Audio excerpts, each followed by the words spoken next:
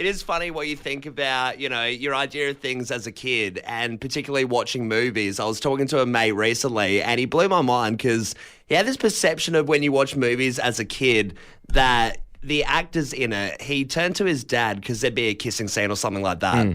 And he turned to his dad, he said, and give him a thumbs up and say nice. Yeah. He was a mature kid. Yeah. Years ahead. Yeah, giving the shackers to his dad.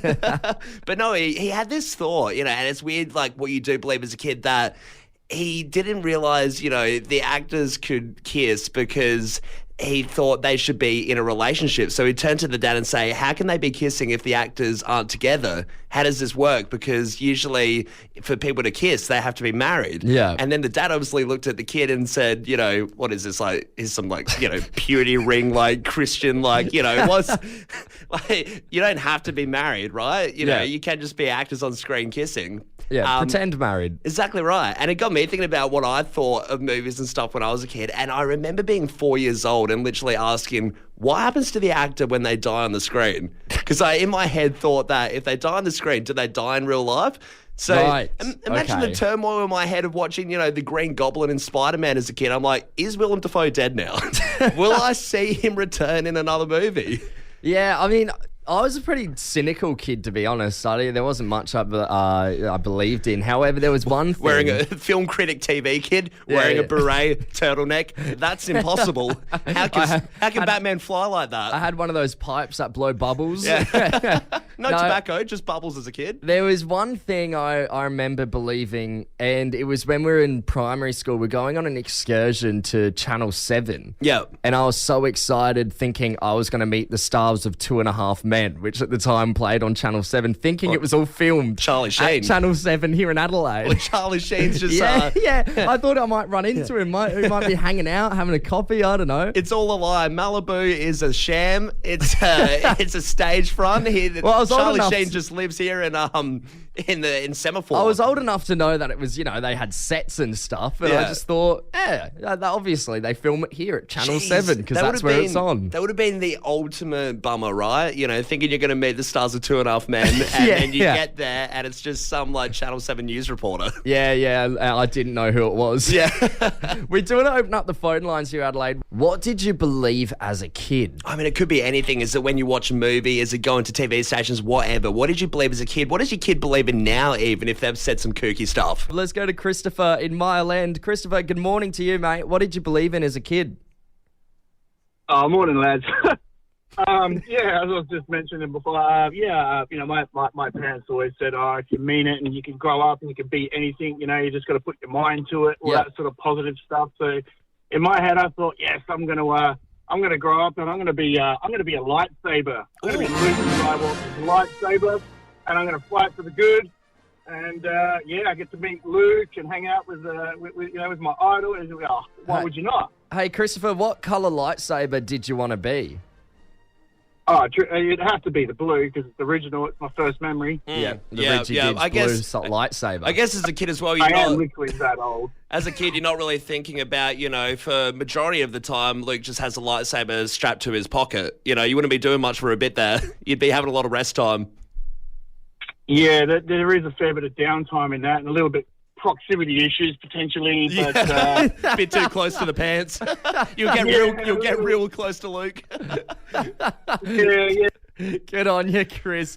Let's go, Anthony, Manapara West. There you go. G'day, Anthony. Yeah, good, mate. Hey, what did you believe in as a kid?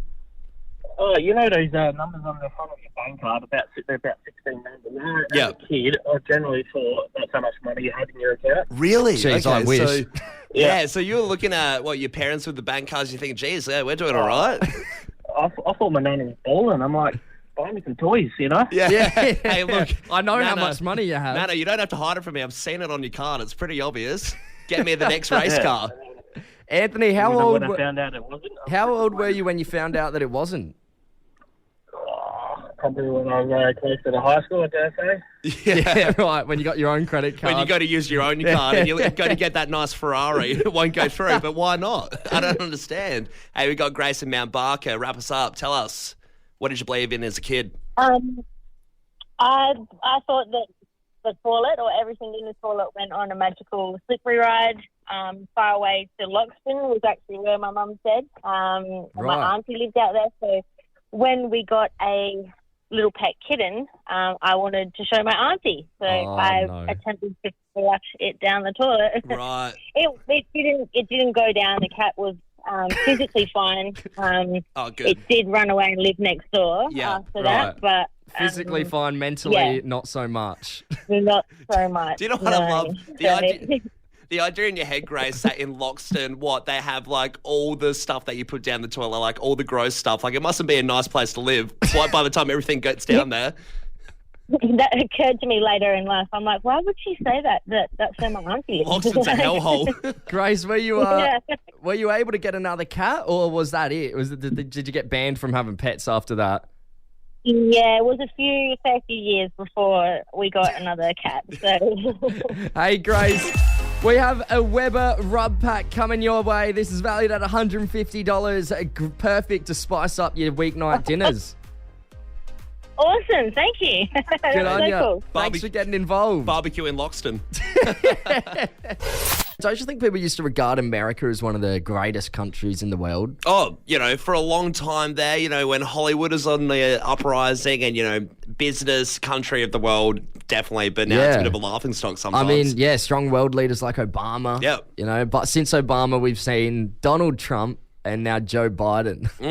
Two interesting characters. Donald Trump that you just wouldn't have thought would be in the position that he is when you just, you used to see him in Home Alone back in the day as a cameo and things like that. Yeah, Home Alone too. WWE, he was in a wrestling match. So it is a weird thing that he is the pinnacle of American politics right now. Yeah, and both definitely have their cons, right? Like Trump is bad, but Joe Biden isn't great either. He's quite old and falling asleep. And there's interviews where he's talking and then completely forgets what he's talking about and has to stop himself and stumbles. But everyone only thinks Biden is so old because of, Trump's slander. They've done smear campaigns, and any time Biden is falling asleep or something, Trump's the first one to be posting about it. It's a funny smear campaign as well, because usually in smear campaigns they get, a little bit clever or uncover some sort of truth that we don't know about them. Trump's just going around being like, here's an old man, he's falling asleep, have a look at him. It's pretty on the nose. You're fired. Yeah. Well, I guess he's obviously trying to win back presidency. He wants to get off because he's in court at the moment with all these criminal charges. If he gets presidency, he can pardon himself. But not many people realise, and it took me a while to realise, Trump's only 4 years younger than Biden. Yeah, he's not far off at all. No. And being donned as Sleepy Joe, he's got a new mate, and it's Sleepy Don, because Donald Trump's criminal court hearings, he's been dozing off. Oh, he's been doing the sleep routine. He's been doing the Biden classic. Is he bored? Is he old? Or is he just taking it all in and closing his big, blue, beautiful eyes? Because that's what he's come out and said. I mean, this really sucks for him more than anything, because he can't slander Biden in any smear campaigns for falling asleep. You know, long goes the jokes about narcolepsy. I was meditating. Yeah. What excuse do you have for falling asleep? Hey, if I had my eyes shut, none of the court sentences are true. I mean, it was pretty off the quip as well. It was quite quick when he took to online to post, to quote, "I simply close my beautiful blue eyes sometimes, listen intensely and take it all in." Oh, it's right up Trump's alley to still be arrogant and call his eyes beautiful blue eyes when he knows he's full well in the wrong and falling asleep in one of the biggest court hearings of his life. I guess he's just trying to take the attention off Sleepy Don. Yeah. Tom, went to the cinemas on the weekend. It was the Star Wars Original 3 marathon trilogy at Palace Nova. Yeah. And it was a huge marathon. I mean, I haven't seen them in a while, but watching 3 movies back to back, it's almost about 8.5, 9 hours of cinema time. Yeah, it's a lot. It's a decent chop. And one of those things I was thinking when I was going there. I had a seat that was on the very side, one of those annoying ones that was on an angle where it looks off to the almost opposite direction, so you have to lean your body off to the left. Better than being up the front for 3 movies back to back. Oh, big time. I had a mate who went to a Lord of the Rings marathon, 3 of them back to back. He was on the dead front row. Oh, I wouldn't bother. He only looks up at the sky now. I'd call it a day. Has ongoing chiropractor appointments to fix that fateful Lord of the Rings marathon day. But yeah, no, I was sitting there though, and it's a weird one because you think about all these things for a big long haul movie set like that. Yeah. You think, what am I going to wear? Do I just wear comfy trackies? Do I want to wear pants? But Also, what am I going to eat? Because you're there for about 9 hours. It started at 10:30 in the morning, went to about, 7:30, something like that. So you're wondering, where do I fit in the food? What do I eat? Do I bring hot food into the cinema? Yeah, well, at some point you have to realise popcorn's not going to cut it for that amount of time, is it? Yeah, No, you need some actual food. Oh, because I started cranking the popcorn at 10:30 in the first movie. It felt absolutely disgusting. The Skittles didn't help either. So by the time it got Skittles as well. By the time it got to the second movie, I thought, geez, I need some proper lunch. But there's only, 20-minute intervals, so I was like, I've got to bring it in. So went and got some Zambrero, brought it in. I kid you not, there was just an aura of, you could feel everyone giving you the daggers of just looking at you being like, come on. Mexican food in a cinema? And if anything, that's going to reek out the place. That's going to be kind of objectionable where people start to turn heads and think, what are you doing? So, yeah. It was probably the three of us eating a burrito each. You made a few enemies then. A little bit, yeah. Okay. But it not the way of the Jedi. No, exactly not. Got into a duel at the end of the show. Lightsaber battle over the burrito incident. But yeah, it was. But it's a funny thing to, I think about what hot food have you tried to bring into a cinema? We're opening up the text line here. What did you sneak into the cinemas, Adelaide? Could be anything. I mean, I have a mate that wanted to bring in Subway once. Okay. And she went to bring it in, and they stopped her at the door and said, "You can either eat that in front of us right now, or we're putting it in the fridge. You can get it after." So then she had to watch the whole movie. Came back out after the movie and then had to ask some random worker who had no idea about the Subway and say, look, my roll's in there. Can I get it? As if the cinema is like the bank of Subway. I took a Zinger box into the cinemas with me once. Huge. Yeah. Once again. No dramas. Walked through. No one minded. Pretty out there smell though. No, everyone loves the smell of KFC. By the time I came back for the next movie, everybody had a Zinger box. People wanted more. Yeah. You put up our KFC sales by 20%. They cheered me as I came in saying, He's back. That's the guy. Plenty of people getting involved on the text line right now. Crazy things that they've snuck into the cinema. First one here is someone texted in saying 3 of us walked into a horror movie with 3 buckets of KFC. Jeez, that's such a look, isn't it? With the 3 buckets under your arm. I would be worried about with the buckets of KFC in a horror movie is like if you have the bucket of popcorn and anytime there's a jump scare, it goes everywhere. Yeah. How much chicken did they drop? Yeah, just chicken flying everywhere, every jump scare. Person in front row gets hit by a stray wing. What the hell was that? Got this one here. I snuck in a Domino's pizza by wearing it as a backpack underneath a coat. What the hell? Wait. Domino's pizza by wearing it as a backpack. It wouldn't even look like a backpack. How did it stay there? Well, did they duct tape themselves? Like they were mic'd up? Like they're a snitch or something? Instead of, are you wearing a wire? The cinema guy was just like, are you wearing a pizza backpack? Please take off the pizza backpack. It does. Callum, it gets even crazier. Somebody's texted in here saying, I snuck my cat in to see Pacific Rim in my hoodie. It's a weird one because what would you have in your head that would make you think the cat would want to see Pacific Rim? You'd at least want to go to like a cat-friendly movie. Yeah, Cats and Dogs the sequel, maybe a Tom and Jerry flick. Pacific Rim just seems like a weird one. Oh, my cat! Out of all the movies to do something so strange, my cat would love Pacific Rim, the action movie. But I just don't know why are you taking your cat out to the movies with you? Oh, ridiculous! It's when you see the cat backpacks as well, and people have them, indoors in the you know what I mean? They're kind of cute. It's kind of weird. This text here, morning guys, me and my mate snuck a curry in. Same thing with the smell and the loudness of naan wrapped in alfoil. Yes, you do have to take the loudness of you unwrapping the food into consideration for sure. Yeah, I've been stuck with a choc top plenty of times that I'm trying to break open and I can't get it without scared of breaking the cone or something. 100%. So I'm going there longer trying to be quieter, but it's just much more annoying. Choc tops are devious in cinemas. You got to be a spy, a finesse on the fingers, breaking into that choc top to be Absolutely, quiet.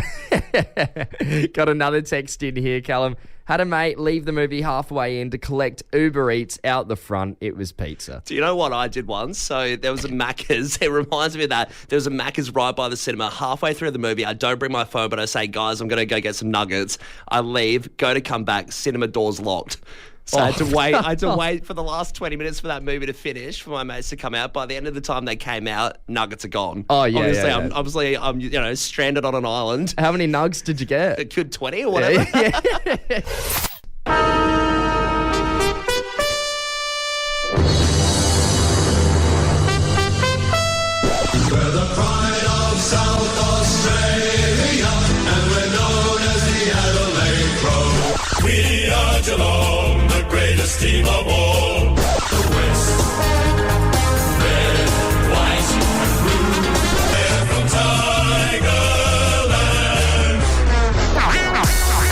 Footy Tipping on Fresh 92.7. Sponsored by Thirsty Camel. Callum, another round of footy is all wrapped up, and what a round it was. Starting off Thursday with the showdown, Crows getting up by 30 points. Then we had the other showdown with Carlton taking on Collingwood, and Collingwood with a Nick Dacos goal right before the siren sees them win by 6 points. Jeez, that was an insane one to watch. Both games as well there. I mean, obviously Crows and Power was a bit more of a landslide, but some interesting choices with playing certain players. Absolutely. Then, of course, we had Sydney Swans taking on the GWS Giants on Saturday for the first game. They always have a lot in them, just like the showdowns. You know, they get rough, and Sydney Swans ended up winning by 29 points, which boosted their percentage enough to chuck them on top of the ladder, especially since Geelong received their first loss of the year. Yes, that was a big one. I mean, we'll get into our tips a bit later, but I just thought, they have to slip up at some point. Geelong are doing so well. Statistically, they have to have this loss, right? Yeah, absolutely. And another one, notable game, Hawthorn beat Western Bulldogs by 7 points, 91-98. So Hawthorn get their second win of the year, and trouble just keeps looming for the Bulldogs. Yeah, huge one there. Now, Callum, to talk about where we're sitting in the tipping. Remember, if you aren't on our tipping competition, but you're joined with other competitions, you can still join all throughout the season. Head to our website, fresh927.com.au. And if you win our tipping competition, Thirsty Camel will be paying you $1,000. Oh, it's absolutely massive. The perfect way to wrap up the season when you get down there. Yeah, so Callum, we did not have a great round. Wasn't unfortunately. awesome. We had about 5 winners. So it put us from 269. Now we're up to 278. We're on 45 points. I think we're about 9 points behind first place. All right, let's hear the facts. Where's Cal and Mags? Do we know? Cal and Mags have moved from 262 up to 324 on 44 points. And Taylor for your workday has gone from 358th spot down to 380th on 44 points as well. You know what? I feel like people did cop at this round a little bit. There was the Port Adelaide. I feel like a lot of people thought Port were going to smack this one. They didn't.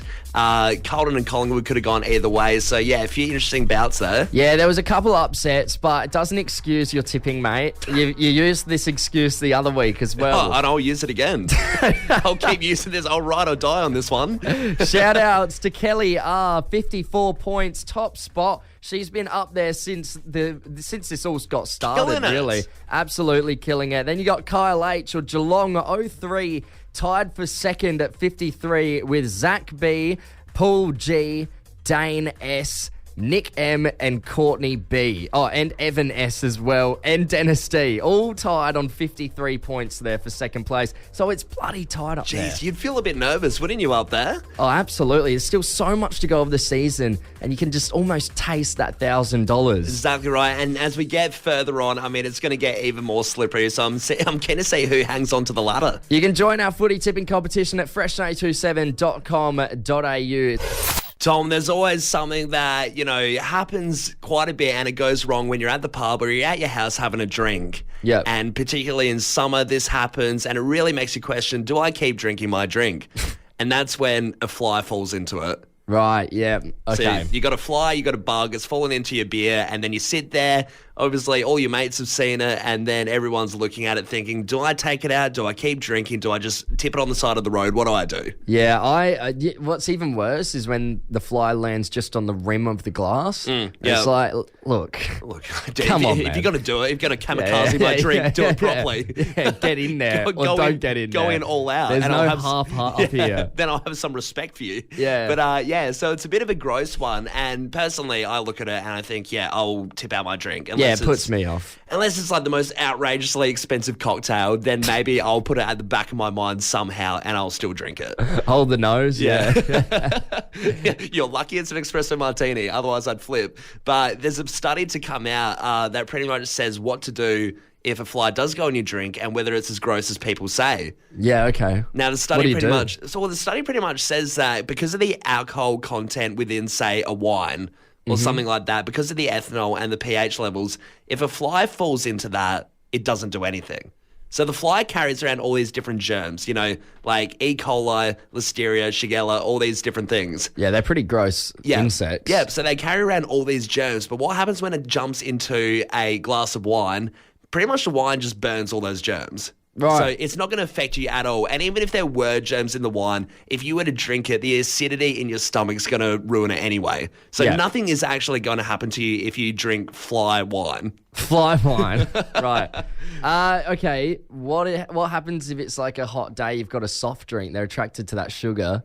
So I think with a soft drink, there's no alcohol, you're like boned. So I think with a soft drink, because no alcohol, pH is a bit different, you'd be a little bit more wary. But still, even if you do drink it, once it goes to the acidity in your stomach, you'll probably be fine. Your body's going to handle it. Look, let's open up the text line here, Callum. Are you drinking a drink with a fly in it? Yeah, well, because this is one of those things, this classic, I'm not usually. Oh, well, this is one of those things that Unless it's a freshie.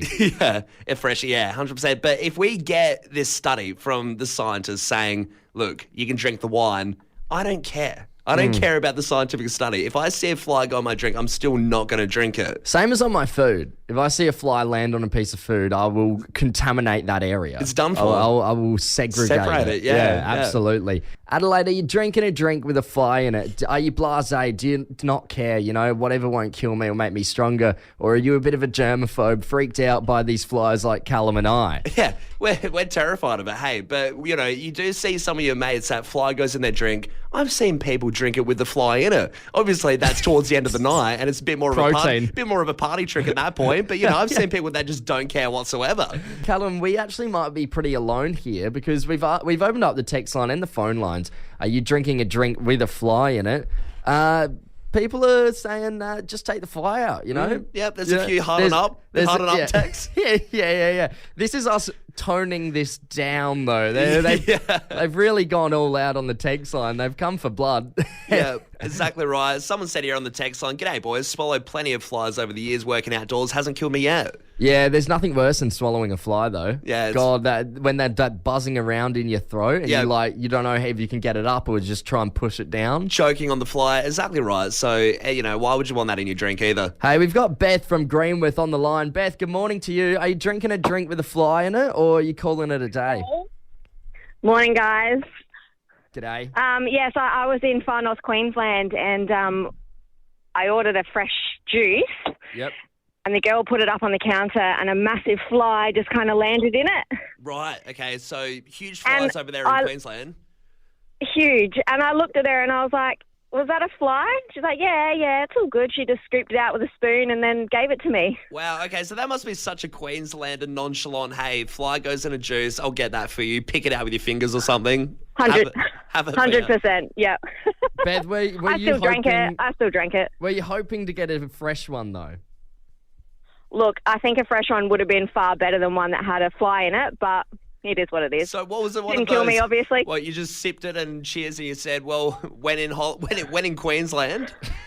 Exactly, went on holiday. Exactly right. Hey, Beth, we got tickets for you and 5 mates for the Sample Mega Match Family Pass to Port Adelaide taking on North Adelaide this Saturday at Alberton Oval.